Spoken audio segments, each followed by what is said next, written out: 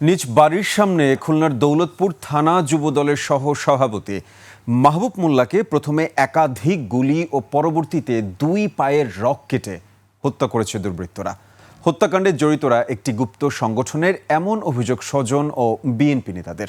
ঘটনাস্থল থেকে 7টি গুলির খোসা উদ্ধার করেছে পুলিশ। এ ঘটনায় মাহবুবের বাবা অজ্ঞাত পরিচয় ব্যক্তিদের নামে মামলা করেছেন। এদিকে প্রত্যক্ষদর্শী ভ্যান চালক সুলাইমানকে হেফাজতে নিয়ে তথ্য সংগ্রহ করা হচ্ছে।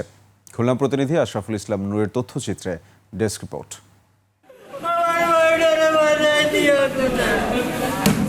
জীবন অবাক না করলে কে করবে? 28% মিল্ক ফ্যাটের অবাক করার সাথে ফ্রেশ মিল্ক পাউডার। জীবন অবাক করুক প্রতিদিন।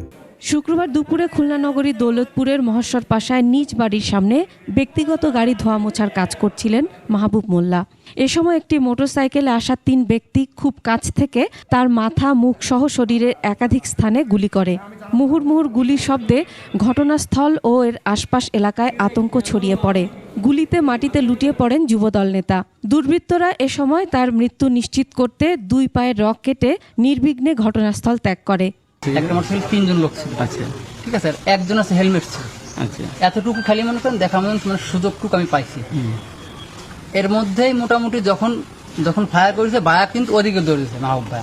2 সন্তানের জনক মাহবুবের এমন মৃত্যুতে শোকের ছায়া নেমে এসেছে পুরো পরিবারে। স্বজনরা জানান, হত্যাকারী 3 জনের মধ্যে একজন মুখে মাস্ক ছিল।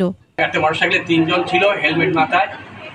তারা এসে গুলি করেছে মাথায়, সাইডে যখন না পারিছে তখন পড়ে গেছে সাইডে রক, 2 বার রক কাটি।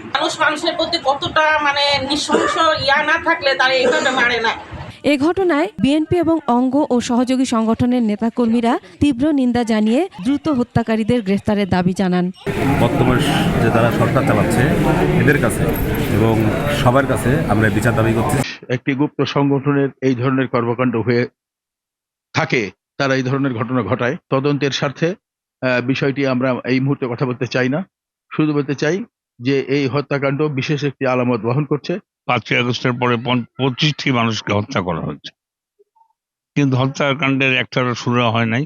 বিএনপি চরমভাবে খুলনা মেট্রোপলিটন পুলিশ এই হত্যাকারীদের গ্রেপ্তার করতে, আইন শৃঙ্খলার উন্নতি ঘটাতে ব্যর্থ হয়েছে। যুবদল নেতা মাহবুব হত্যার ঘটনায় তার বাবা বাদী হয়ে অজ্ঞাত পরিচয় ব্যক্তিদের বিরুদ্ধে মামলা দায়ের করেছেন। তবে তথ্য সংগ্রহের জন্য প্রত্যক্ষদর্শী ভ্যান চালক সুলাইমানকে পুলিশ হেফাজতে নেওয়া হয়েছে।